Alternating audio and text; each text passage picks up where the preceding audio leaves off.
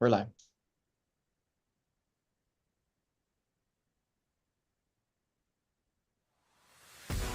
My name is Dr. Grace Telesco. My name is Dr. Grace Telesco. My name is Dr. Grace Telesco. I'm joined by Dr. Teresa Lily White, Dr. Lenore Walker, Mr. Ed Dentzel.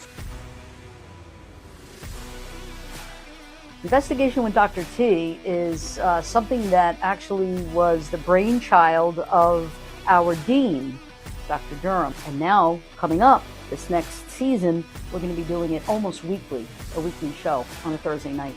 So lots of really cool guests. It's not just police topics, it's not just corrections topics, but it's topics that are affecting us in kind of all areas.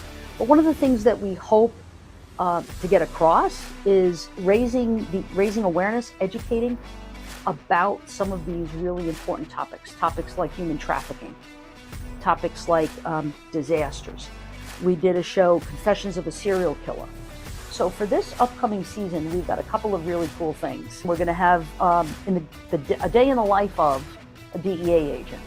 Another really cool one, which is really close to my heart, is going to be on September 11th. Because not only do we want to talk about 9/11 and the work of the NYPD, but I also want to really look at the mental health outcomes. You know, we also have the human trafficking panel. We are going to bring back our Brevard Sheriff, Sheriff Wayne Ivey. It's always a pleasure to have him on. We're going to have Unfound again, Ed Dentzel. He'll be coming back a few times, and that's going to be really exciting and interesting too.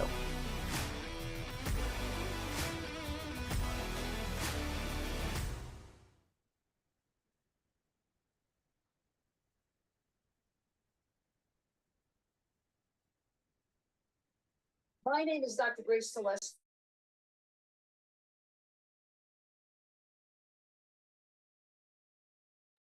Sorry about that. Had a little technical difficulty where my name is Dr. Grace Telesco wants to keep on repeating on and on. Do I know who I am? Yes, Dr. Grace Telesco. And we're live streaming from Fischler College of Education, School of Criminal Justice YouTube channel. And I have my very special guest and friend, Ed Dentzel, with me tonight. And we are going to talk about a very serious disappearance of Crystal Morrison. Going to ask Ed to come on. And, you know, before the show, we were just kind of chit-chatting. You know, Ed and I have been doing this now for years. It feels like, well, it doesn't just feel like it. It actually is years. 2020. So check it out. 4 years. Like, can't believe it that we're doing this. And I want you to all see that he's sporting the new shirt. So this is a shirt that Dr. Durham and Dr. Kushner have gifted us with, and our guests are getting, especially our special guests, like Ed, gets a t-shirt, and you're sporting it really nicely. It looks great on you. It fits perfectly. I said, give me a large, fits perfectly. That's awesome. And it's really nice material too, right? And it's my favorite color, black. Yeah, me too. Wow, really? That's true. Wow. Yeah. We just found out that we both have like allergies to like onions and garlic, and we both like the color black. Black's my favorite color. So, and that's also the New Yorker in me, you know. So but anyway, Ed, so glad that you're here, and a big hello to all of your followers and those who have kind of adopted us too. And, you know, we've adopted you. And so we're all part of this one big, great criminal justice family. And so tonight is a very special disappearance, a little bit more unique than some of the others that you've covered in the past. Tell us what makes this one so special for you. Well, first of all, I think this might only be the second solved disappearance that we've featured on your show since we got started way back in 2020. So I think that is significant in and of itself. But we make it a point at Unfound that we don't forget about disappearances after they're solved. There are so many things that can be learned, because really, when we at Unfound get to those disappearances, the average age of a disappearance that we get to is like 23 years old. Wow. And so the odds of that age of disappearance getting solved is fairly rare, unfortunately. So when it happens, we really try to look at, well, why did it happen? Why did the person go missing? Why did the disappearance stay unsolved for so long? And then what led to the resolution? And if you want to know the statistics, we've covered about 325 disappearances, and only about 30 of them have actually been solved. Crystal Morrison's being one of them. So it's only about 9%. I Wow. wish it was a lot higher, but we have to use that 9% in a very constructive way to look at all these other disappearances to say, well, what are we not doing? What are the mistakes? Have we missed things? And that's what I try to do. And that's why we're talking about Crystal Morrison tonight. She is a young woman who went missing. She was eventually found, and it's not what we might call the flashiest disappearance. It's not Mara Murray. It's not Jennifer Kessie. It's not Brian Schaefer, some other disappearances, although we've not featured Jennifer's on Unfound yet. Maybe not as well known, but I stick by this statement. This is the most important disappearance that Unfound has ever featured out of 325 of them. And I'm going to get into why that is, because there is so much that can be learned. And there she is on the screen with her son. That picture was taken not too long before she went missing. So we are featuring her tonight because it's a solved disappearance and we can learn so much from it. Little did I know when we featured her disappearance, her sister Michelle was the guest, that it would end up being this way. I could have never predicted this in 2017, that here in 2024, that Crystal's disappearance would come to my mind so often, because since then we've covered many disappearances kind of like Crystal's, both men and women, but being that hers was solved in 2019, and we'll get to how that happened, it means so much. And that's why it's so important. So if we're ready, I will get into the statistics, and I will get into the facts and some news articles and everything that were written about Crystal's disappearance. Are we ready to do that now, Dr. T? Yes, we are. It's all you. I'm Okay. spotlighting you only. Just let me know when you want me to advance the photos. Yeah, great. We'll leave it right there for now. Thank you. And of course, everybody who is watching or just listening right now, please, if you have questions, comments, we certainly want to answer those maybe along the way, but if nothing else, toward the end of the show tonight. So if you have questions, any insights or anything, that's why myself and Dr. Telesco are here, maybe to clear things up, maybe answer your questions, any insights. We're happy to hear or read what you have to say. So Crystal Morrison went missing from Concord, North Carolina on August 23rd of 2012. So this is a disappearance that is now over 10 years. But like I said, this is a disappearance that we featured on Unfound in 2017. So at the time, it was only about 5 years old. And I had actually heard about her disappearance at least a few months before I ever spoke to her sister for the first time, Michelle, because I had a private investigator as a guest in the summer of 2017, who at one point had looked into her disappearance. And frankly, I just think, I don't have a very high opinion. It's not anything against him personally, but he was just kind of flummoxed as to what happened to her. And granted, I was at the time as well, but I had heard of Crystal Morrison's disappearance, and then finally I got to speak to her sister. And Crystal was 31 years old. She was mother, as you can see on the screen there, with her son. She was a former heroin addict, and at the time of her disappearance, she was on methadone, and this is a very common topic on Unfound. We talk a lot about addiction. We talk about a lot of people struggling with addiction. We talk a lot about people going to rehab and going missing, people getting out of rehab and going missing. Very common since we featured Crystal's disappearance in 2017. But overall, it seemed like she was getting her life back together. And in fact, when she went missing, she was at her job. And I'm just going to start reading about what I wrote here in a bit. But I'm going to say this again, like I stated earlier. This is not the most flashiest disappearance with all these whiz bang facts and coincidences and everything else. It's not that kind of disappearance. Certainly, we want all disappearances to be solved, but really those ones that are really unique, you can't use them to look at other disappearances because they're so unique. So you have to look at disappearances like Crystal's, which is much more common even to this day here in 2024. It's not controversial. It's not very well known.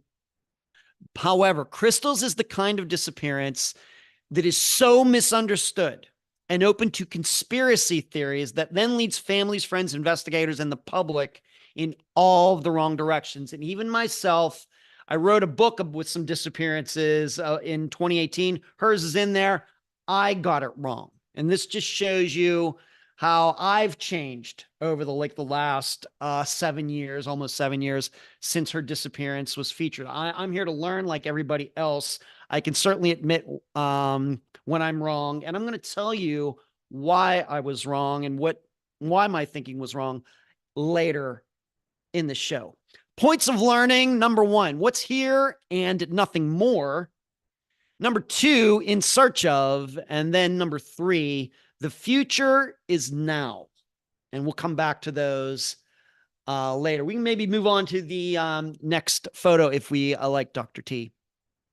So Crystal was dropped off at her employer Connections Recruiting at 10:30 a.m. on August 23rd, 2012 by her boyfriend of a few years. His name was Matt. She had worked at this job for about a year and was an employee in good standing, although she left sick on a few occasions. So on the day of her disappearance, around noon, an hour into her shift, she felt ill and called her boyfriend to come pick her up. He didn't answer, and she did not leave a message. The next call was to a family friend, Clayton Gold, whom Crystal and her son were living with at the time. Clinton said he could pick her up, no problem, and he would bring Crystal's son, Kyson, along for the ride. They would be there in about 15 minutes. However, when Clayton and Kyson reached Connections Recruiting, Crystal was nowhere to be found, and no one there could attest to where she went.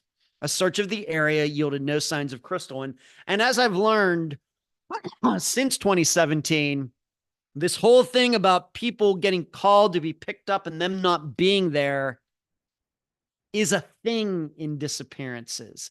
Hers is not the only one. I could talk about Shane Fell. I could talk about Deborah Bowman, Kevin Newen. Those are all disappearances as well, where these people called to be picked up. Their rides got there in a matter of 15, 20 minutes, maybe to a half an hour. None of those people were there. And all of those other disappearances I just mentioned are still unsolved. This is a thing within the disappearance community. I could have never imagined this when I started doing this in September of 2016. So a few days later, though, after she went missing, Crystal was discovered on video surveillance at a convenience store about 10 minutes walking distance from Connections. This recording was from the day of her disappearance. She was alone. She bought a drink, then left. Nothing seemed to be out of the ordinary. The timestamp showed that Crystal was at the store after she had made the call to Clayton. So after she makes this call, somehow she ends up down the street at this convenience store. However, she had not mentioned anything to Clayton about going to the store during the phone call.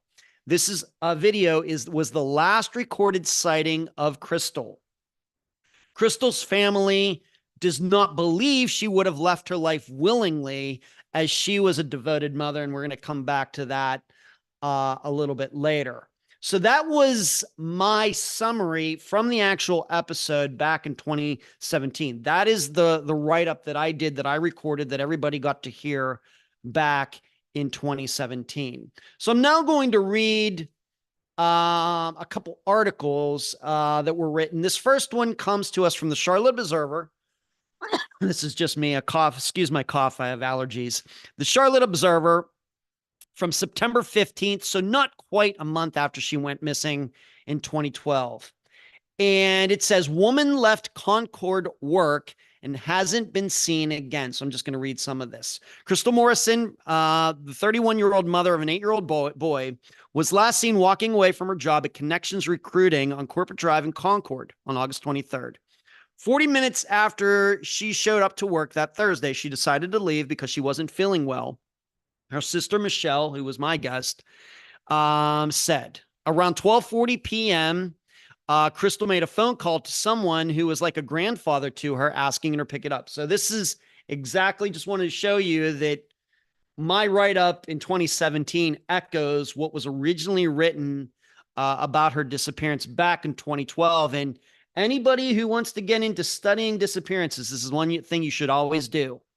Go back and find original articles about the disappearance. I don't care if it's just a few years old or you're going back to the 80s, 70s, and 60s. I would get yourself, you should get a newspapers.com account. Go back there and see what was written at the time to make sure that none of the facts have changed. There was mistakes, because a lot of that can happen. So that's what I have done for the show tonight.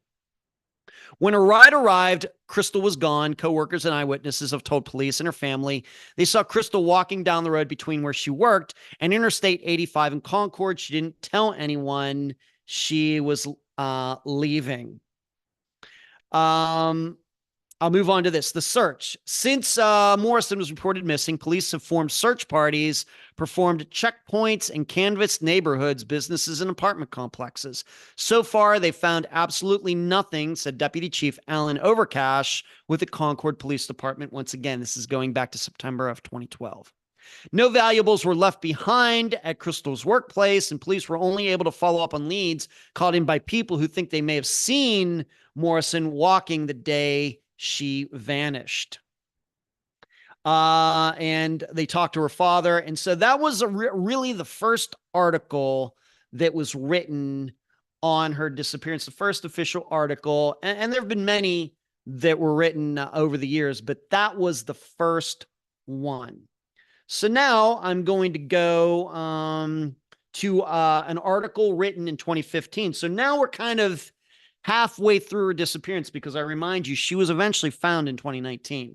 So we're now going to go to this article from 2015. This is also the Charlotte Observer. Temporary reward offered for missing Concord woman. This comes to us September 6th, 2015. The family of a missing Concord mother hopes a new reward they're offering to mark the 3-year anniversary of her disappearance will reignite the case in the public eye and lead to answers. The $25,000 reward, and that's kind of on the high side in my experience, for the direct location of Crystal Morrison's whereabouts will be available until September 22nd. Tipsters may call anonymously and give the number. Morrison went missing on August 23rd, 2012, while walking down International Boulevard after leaving work at nearby Connections Recruiting at around 12:40 p.m. So we've been through these facts before. Morrison's father, Rick, who borrowed against his 401k account to put up the reward, believes at least one person has the information to bring the family some answers. There's no doubt in my mind that someone knows something but is afraid to come forward. We don't care who you are. It's 100% anonymous. Come forward for the money, for being decent, even if you just think you saw something. I'm going to jump in here and tell you something that I've learned the hard way over the past 7.5 years is rewards don't work. Thank you for putting up the map there. So that is the map. So you can see there, International Drive, that is approximately where Connections, and right where that 90-degree turn is in blue, that is where the Shell station is where she was last seen on video. You can just keep it there. That's fine. Thank you. But I'm going back to this. Rewards don't work.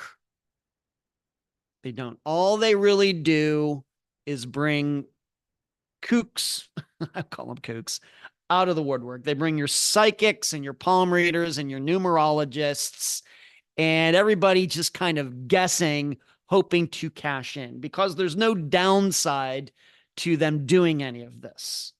I have counseled families, guests of mine, and I've told them it's pretty much useless. Rewards really only work in the vein of raising the awareness, but they don't solve disappearances. It's not like somebody knows something and then sees the reward. Oh, now I'm going to come forward. Really, my observation, if people know stuff, they're not going to come forward because they're the suspect. They're the person who caused the disappearance. So of course they're not going to get the reward, and they're going to go to jail. And then there are all the people who don't know anything. That's where I stand after about 7.5 years. But it's still done. I'm not a big believer in it. And I will continue to tell my guests to stay away from it. But Morrison's sister, Michelle, has spent hours blanketing the area with flyers and organizing searches. Rick Morrison, who has been raising Crystal's son, now 11, says it's a struggle to maintain a sense of normality that protects his grandson from rumors, misinformation, and also any feelings of abandonment. The fear of not knowing what happened may be worse than knowing, he said. When you can't have closure on something as far as a gravesite, that's not fun. So this is coverage, like I said, about 3 years into her disappearance. And it was later in 2019 when she was finally discovered. And maybe we want to put those articles up there on the screen. If we could there we go. That's one of the articles that I just read. And maybe you can go to the next one as well. There's the one that I just read from there. We can leave it right there for now. Thank you. So that's some of the coverage at the time, coverage about halfway through the span in which Crystal was missing. Now, I'm going to now talk to you about what I was thinking and how I got it wrong. And like I said, this is actually in print now because I had, for the first year of Unfound, I did these books, all the disappearances that I covered in the first year and then a little bit into the second year of Unfound. And I do observations on each one of them. And in the observations for Crystals, I made the assertion that I thought that she disappeared due to foul play. I had made I wrote there and was very public stating, being that she was a former addict, my idea was that she had called her former seller, drug dealer in the area somehow, and they had met up. She had gone down to that Shell station, and they met up there, and something happened. Did she get in a car with him and leave and then overdose, or did he try to rape her or something? This was my assertion at the time in 2017, and really it just shows how much I've changed since then. But that I wasn't afraid of it. I put it in print, and now I know, of course, that I was very, very wrong.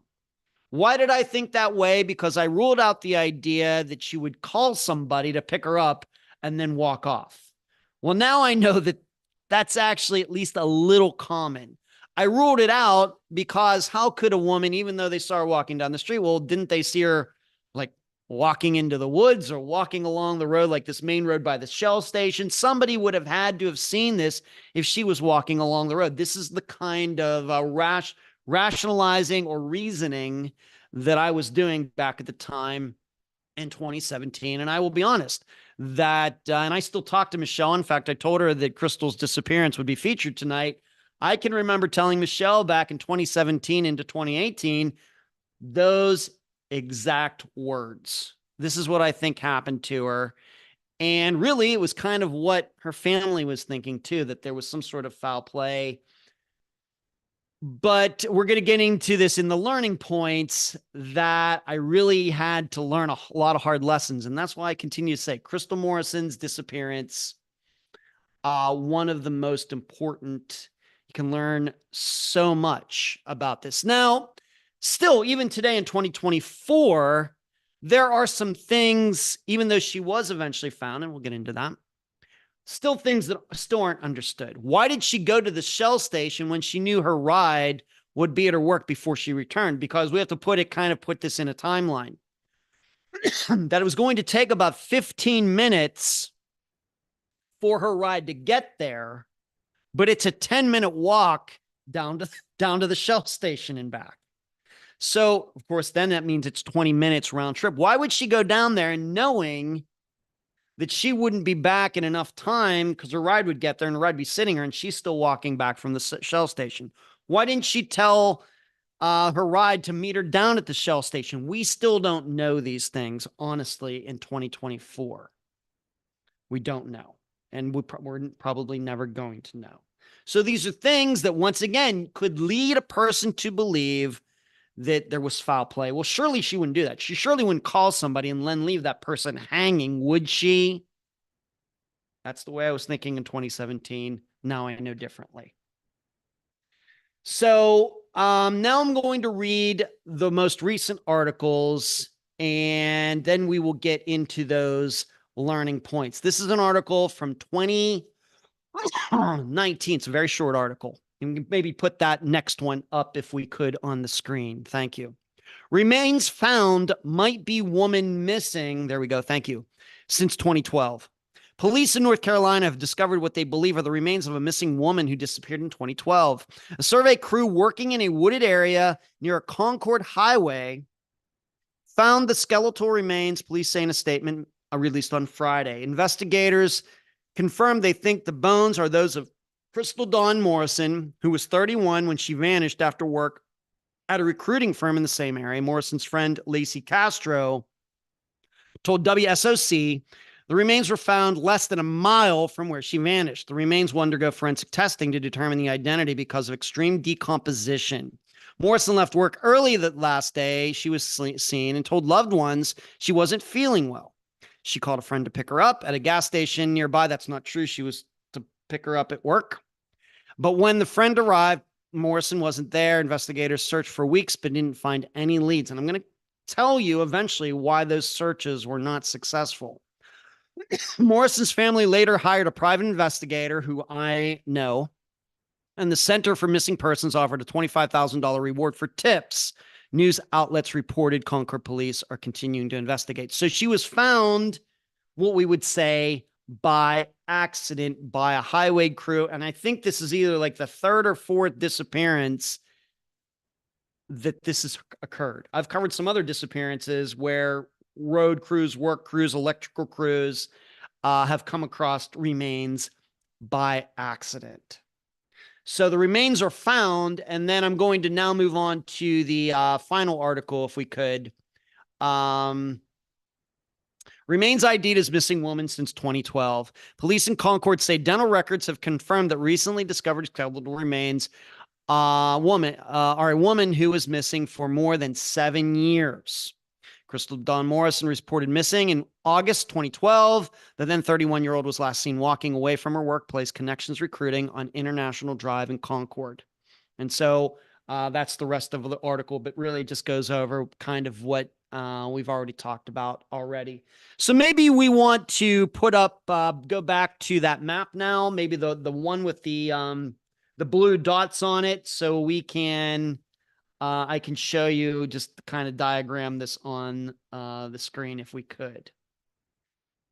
The next one, one more. There we go. Thank you.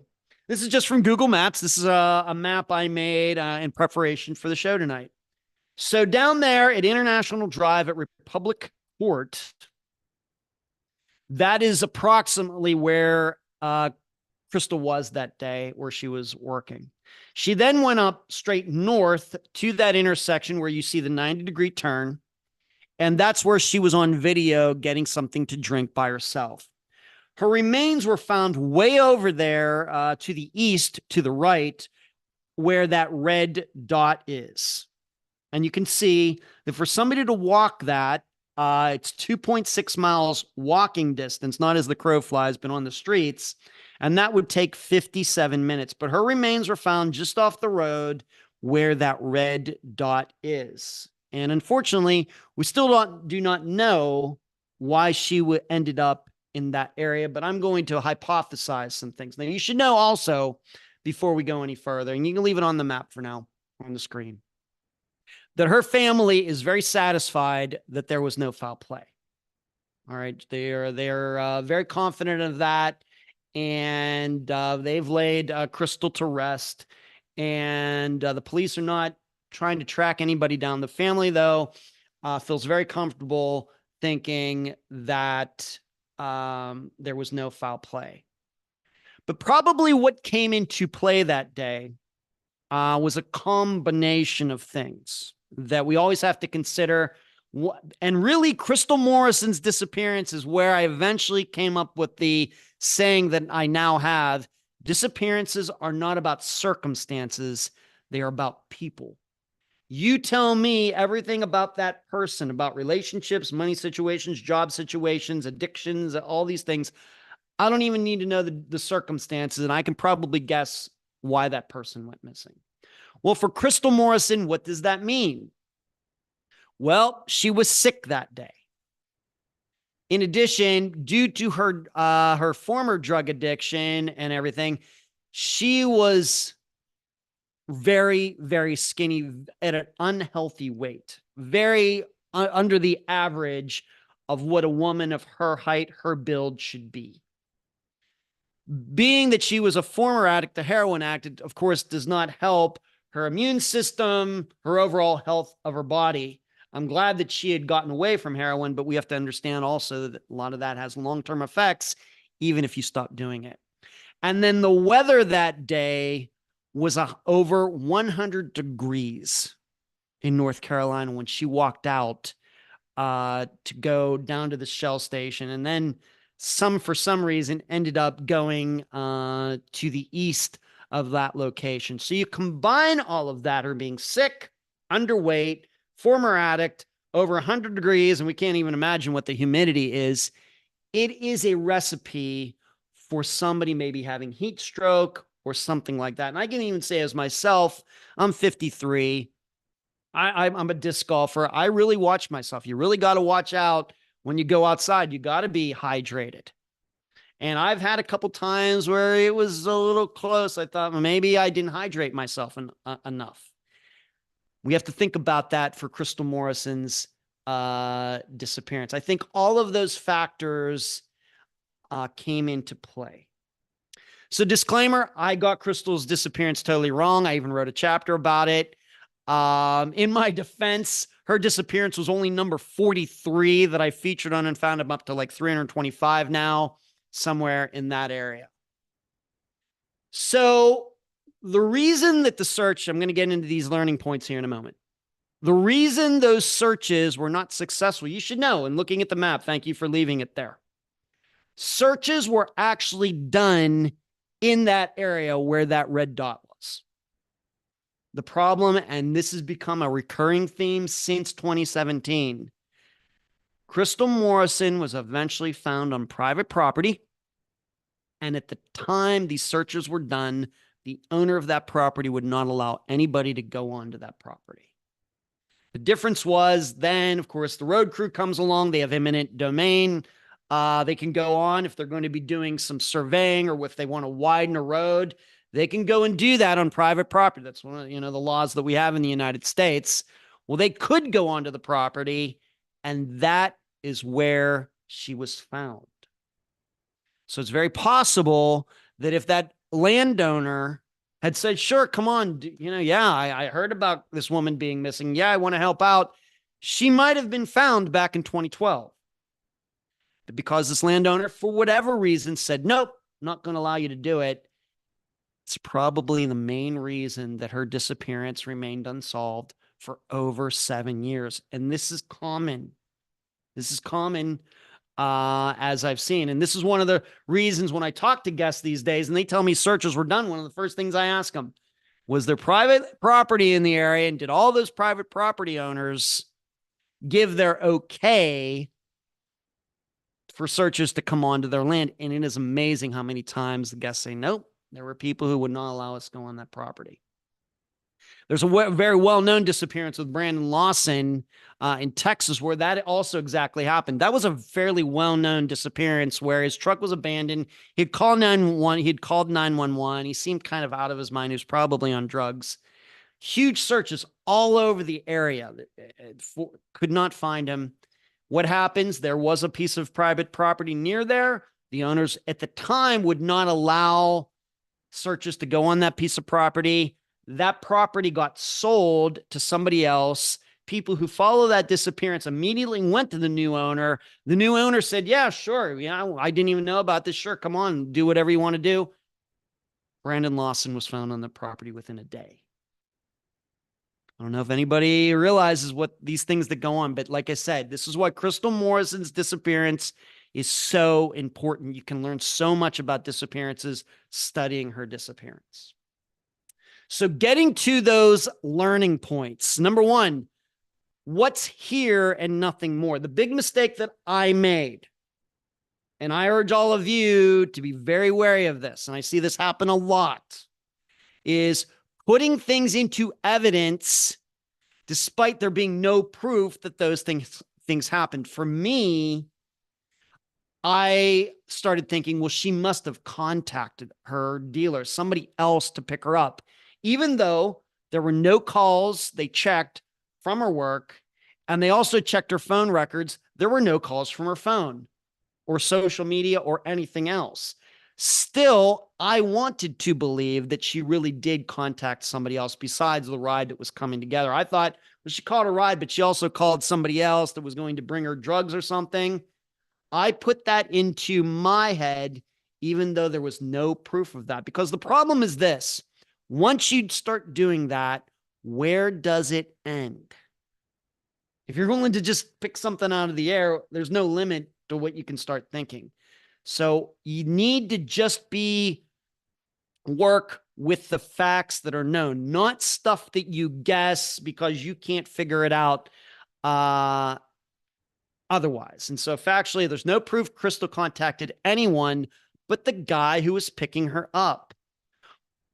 Moreover, why would she call for a ride and call for her dealer? Couldn't her dealer, if she did call, she was slipping back into her addiction, couldn't the dealer have just given her a ride home? This is the way you have to kind of thinking these things. But why does this happen? Quote unquote, oh, it could have never happened that way, that a woman just walks off. I now know in 2024, people are walking off all the time.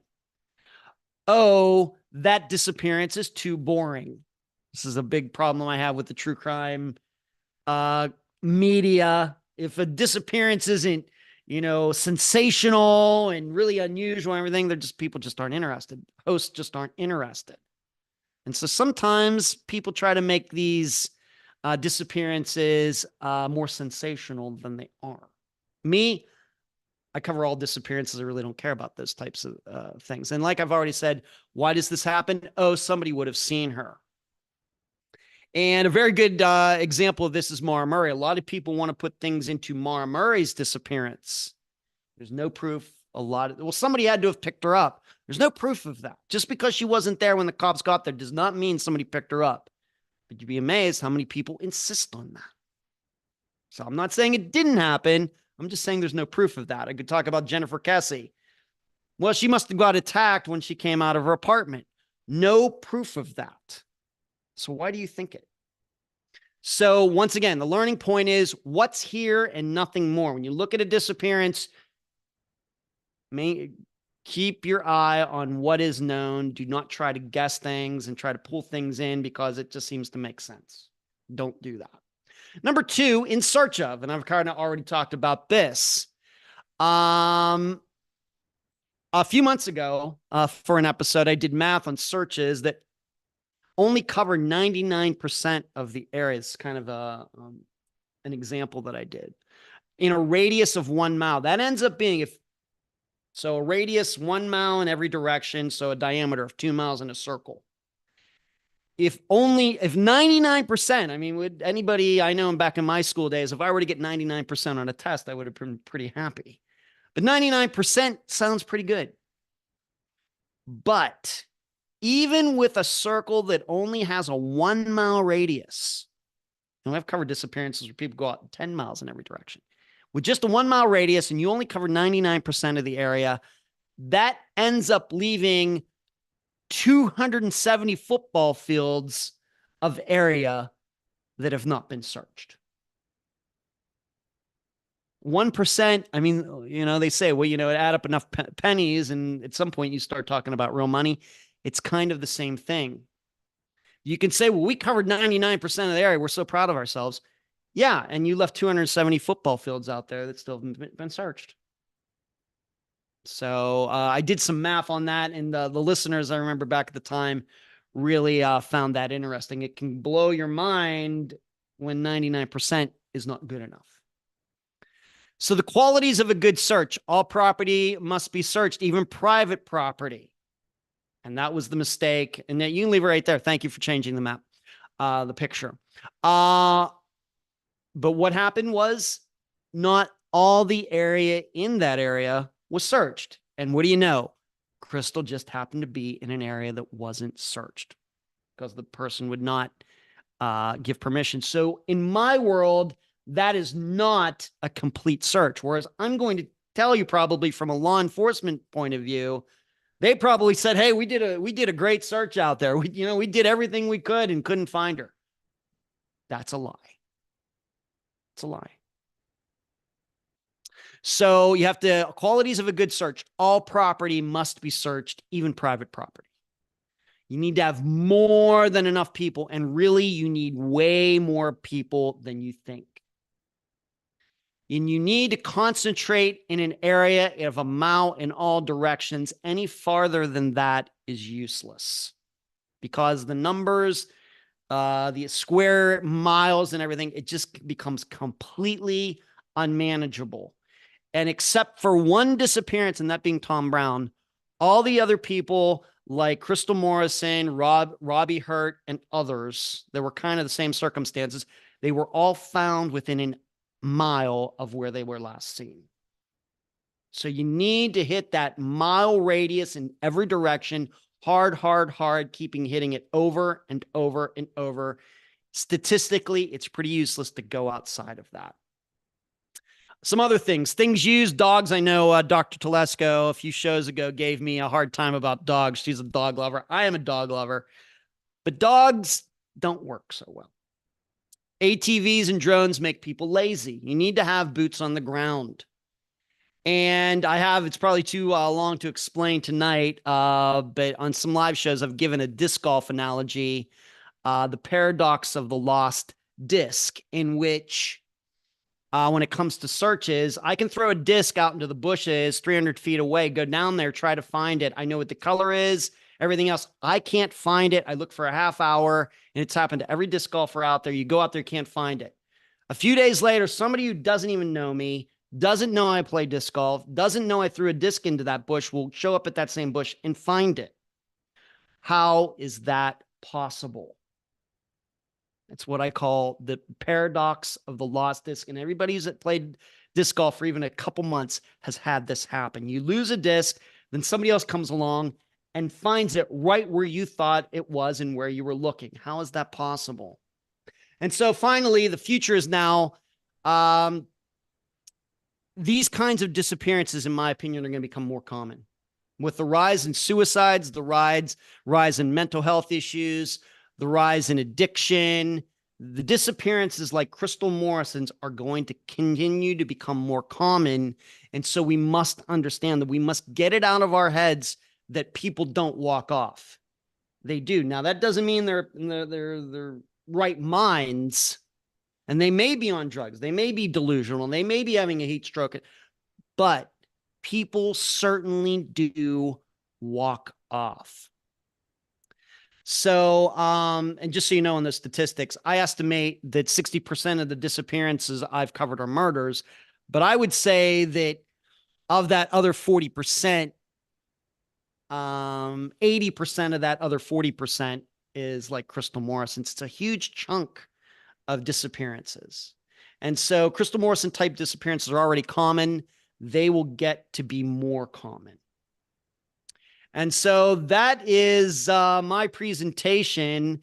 I think I've shown over the last 35 minutes or something why Crystal Morrison's disappearance has become so important to me. I continue, her name continues to come up as much as any missing person we've ever featured.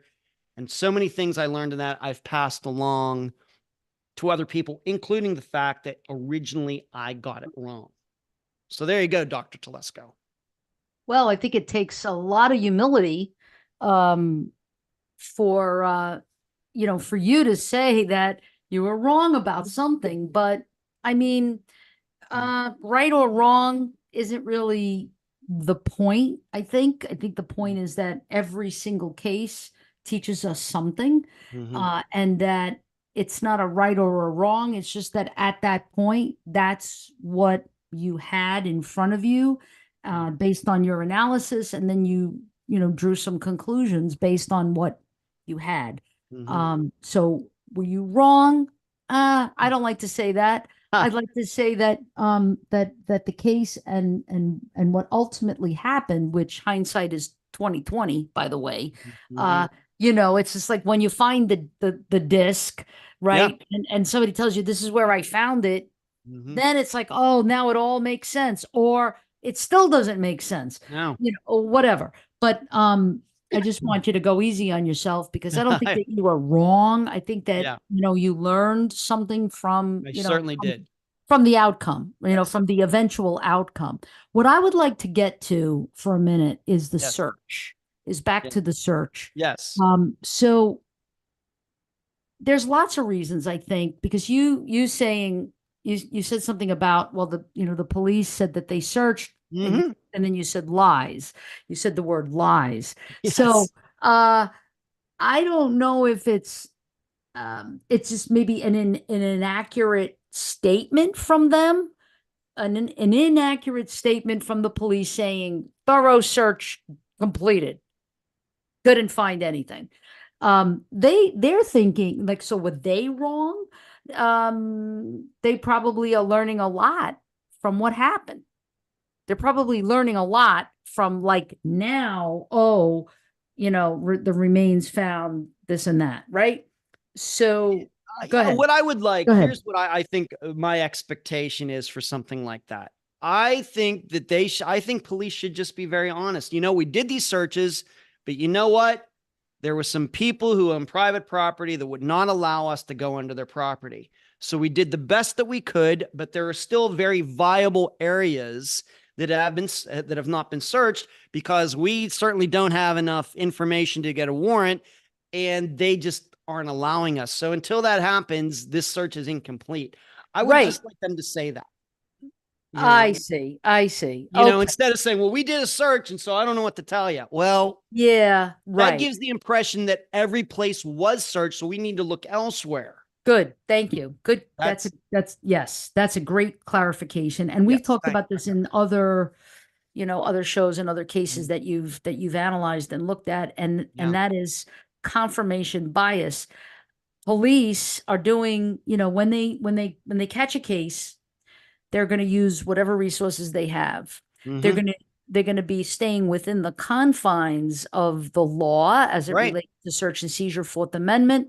sure. And if not able to secure a warrant, then game over, kind of. So can't go on that property, can't search that property. Mm-hmm. But I think that one of the biggest problems in policing, this is my opinion now. Yeah, This is not endorsed by Nova, School of Criminal Justice, or anything. I'm giving my opinion yeah, based on my 20 years law enforcement experience, that we can do a better job, we being law enforcement, in just communicating yeah, what the heck happened here, yeah. and what did we do, what steps have we taken, and where did we hit a brick wall.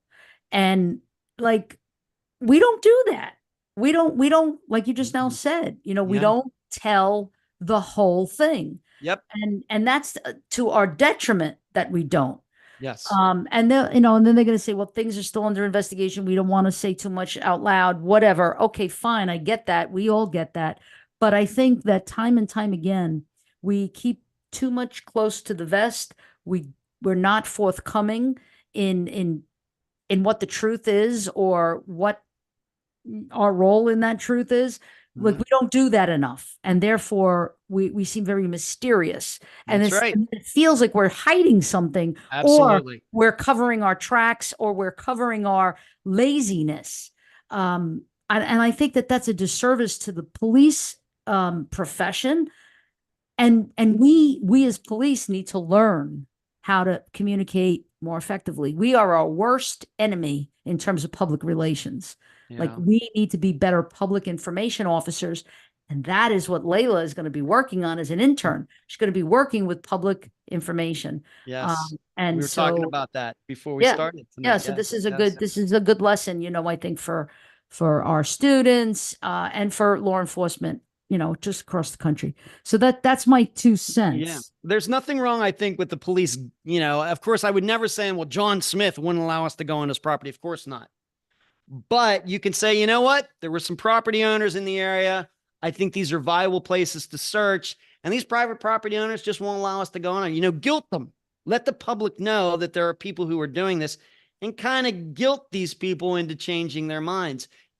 There's nothing against the law there. You're Yeah. allowed to do that. You're certainly allowed to do that. But you don't mention any names. You don't say any addresses or anything. There's just some places that would love to search, but we're not allowed to search. So until that, we're just there's not much else we can do until these Yeah. people change their minds. Okay. That fair enough. All right. Yeah. Layla, you have a question I know you're dying to ask, and Yeah. and it looks like Hazel Phillips has a statement here. Yeah. A You know where statement. Hazel's, I know Hazel. You know where she's from? No, tell us. New York? She's watching from New Zealand. New Zealand. Yes. What time is it? I don't know. It's early in the next day. I just know that. Tomorrow. It's tomorrow. It's well what are the into numbers? tomorrow in New Zealand, but she's What are the tuned numbers in. to the Powerball in New Zealand? Yeah, it's into the You future. might know That's the funny. answer already. All That's right. funny. She's saying hard to believe that any landowner would deny a search request when someone's loved one is missing. Mhm. Though many blooming cold-hearted people in the world, too many blooming cold-hearted people in the world, she said. She's telling us it's 1:52 p.m. But is that tomorrow? Yes, that's tomorrow. They're ahead of us. Yes, that's Okay. yeah, that's Friday. All right. 1:52 Friday. Yes. How's your Friday already? Your Friday is almost, you know, halfway done. Wow. Well, we're still in Thursday, but so yeah, I think that's a really good point that you're making, Hazel, that it's like, well, if you got nothing to hide, why wouldn't you want to assist and help, maybe bring closure? I hate that word, but maybe bring some kind of like meaning or answers. Clarification, just Clarification. clarity on this. Yeah. You know, Yeah. okay, we go on your property. We're not going to dig anything up. We're not going to ruin it. We're going to look Right. around. Right. We don't find anything. Then and just ask these people to keep their eyes open. Exactly right. Exactly right. Okay, so Layla, you want to come on? You want to come on and ask your question? Well, see, Yeah. it's Layla. When we ask for Layla, we get Justin too. Mhm. It's like Two for the price of one. Right? Is it awesome? it's a BOGO. Mhm. Okay. 2 for 1. So my question was kind of related to Hazel's, which is funny. I didn't even see it. But I was just asking like your ideas as far as like making a requirement for like private landowners to allow us to search their property. Like, is that a thing? Because I don't know I how. don't think it's a thing. I think that's just I'm not here to invade on anybody's rights. People have their Right. personal property rights and all these things. I'm not here to invade on any of that.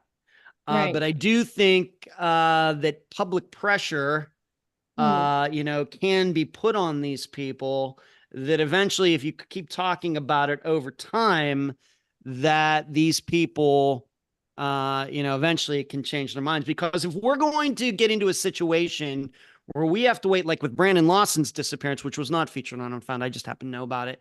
If we're going to have to wait until somebody new, Right. buys the property, whenever that's going to be, then good luck. Exactly. What, 50 years, 100 years? I mean, what are we talking about here? Right. It's just not workable to something. So we have to find a happy medium between rights and public interest. If a crime has been committed, we have to find a happy medium in there. And in my opinion, my observation, police just don't lean on them enough, at least publicly, to do this. I'm not asking it. I've told my guests, do not go onto somebody's property illegally. You're going to regret it. I've never told a guest to break the law, Right. because they've talked about it once in a while. We never say anybody to break the law, but there is public ways, legal ways. I think we can move this in the right direction. I agree. I agree. Justin, you got anything? I didn't necessarily have any questions. It was just like additions to like what was already said. Mm-hmm. Like the searching people's properties. I was basically saying like if there's like, well, you said there's like a distance that they usually search. So I was wondering if that got better over the years, or since like usually on disappearances, it's known that they're not necessarily found in the last place that they've been seen, but usually like a couple miles away. Yeah. Mm. I My opinion on searches, I have a very we still do searches, even though we have ATVs and drones and everything else. We still do searches as if it was like the 1950s. Is there's not they're not using any statistics or anything like the probability in any of this. They're just people showing up and going into the woods and looking around. Mm. There's no database where okay, these people walked off. This is how far away they were found, whether it was a suicide, an accident, whatever. You should know this. This would be helpful. yeah, Because right now, what happens if they don't find anything within a radius of a mile, they'll go out to a radius of 2 miles, then a radius of 3 miles, and a radius of 4 miles. Where I'm here to tell you, most missing people, if they walked off like Crystal Morrison, are found within a while. It's not use looking 2 miles away, 3 miles away. It's a waste of time. And all you do is wear people out. All you do is, people want to go out and be helpful, but you send them farther and farther and farther and they don't find anything. They get burned out. They get right, lazy. They get right. uninterested. And I think you mentioned something earlier too that I find filmmakers are leaning too much on drones also and not getting those. You're a filmmaker. I'm a filmmaker. Mhm. The reliance on drones for searches, missing persons, Yeah. and films, it's just overused. And I think that it's a bit of a, I don't want to say a lazy way out, but there's something to be said about, you said the words before, boots on the ground. I think there is something to be said about The that. boots on the ground. Now, granted, there was a disappearance of Unfounds that got solved recently because of a drone, but the person was flying a drone over a pond or a lake where you can't walk. To get out there, you would have to have the scuba gear and everything else. But the car was missing too. So that's also a whole different thing. The guy and his car was missing. Well, what's likely? They probably went into a pond. So this guy starts flying his drone over ponds in the area and he finds Donald Irwin, who had been missing for, quite a while. So you can use that, but flying it over a pond that's maybe only 20 feet deep is a lot different than trying to see down through limbs and leaves and branches and everything else to the ground. It's just Absolutely. Absolutely. Mm. Yeah. So, as always, fascinating. Lots of things that we learn each time. Some of the Thank stuff you. that's Thank you. sort of underscored and highlighted that we've known before, and that we just keep on revisiting and coming up with, like confirmation bias, like the confirmation bias, I would say, is like tunnel vision, and it's like Yep. you get it in your head that this is what the outcome is, or this is what the final analysis is, and it isn't true, but you don't want to take any new evidence in. You right. just don't want to even like entertain it, because you've got it in your mind. This is the direction we're heading. The thing is, for analysis, all of us human beings have very creative minds. And it's sometimes hard to turn off that part of our mind when we start looking at these things. We suddenly want to go to, theory city. Well, I can imagine this happen. I can imagine that happening. You have to turn off that creative side. Right, And exactly. Just the facts, ma'am. Just Yep. the facts. Yep. It's all before your time. You don't know what I'm talking about, but is Dragnet. I know, Right? Dragnet. I know. Dragnet. I know, Just the facts, ma'am. Just the facts. That's it. And that, what's the evidence? And the same thing with, the court, presenting to the court for a warrant. You have to go to a judge. You have to have probable cause. And probable cause is not a level of proof that everybody understands. Of course, Justin and Layla do, because they're, top of their class, very bright. They're movers and shakers in the criminal justice school. But probable cause is not the same as reasonable suspicion. It just isn't. And reasonable suspicion only applies in a stop, question, frisk, not in a warrant, and not secure a warrant, and not to do a search of someone's property. So probable cause, it's pretty severe level of proof, in that it's the same level of proof that's needed to make an arrest of someone. That means you have to have enough facts that probably this is the individual that did whatever. In the same way, to secure a warrant for a premises, you have to show probable cause to the judge that probably what you're looking for is there. That's a high threshold. Yep. And for searches for missing people, you never get to that threshold unless it's You really don't. something. No. And that's why So, there are other yeah. ways to get there through, Right. public pressure, peer pressure, things like that. Right. And I agree with you. There's different tactics and ways in which we could sweet talk or not or whatever. But I'm not, you know me by now. I think everybody Yep. that knows me knows that, hey, I'm all for the blue. I back the blue. I back the blue because the blue blood is in me, right? That's fine.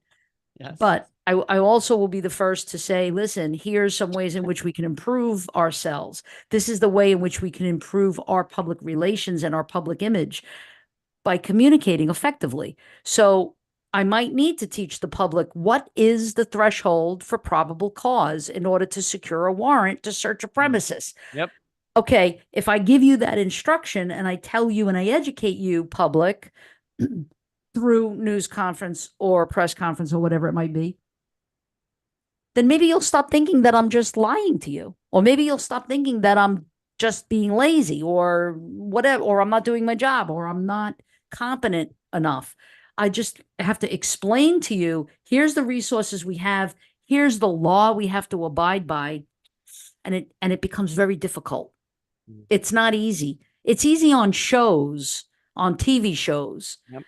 And the reason it's easy on TV shows is because that sells, and people don't have the time that you have to analyze a case the way you do. They're not interested in it. People are interested only in quick and easy solutions. It's get it solved in 43 minutes. And that's why the public thinks that policing is what it is, which it isn't.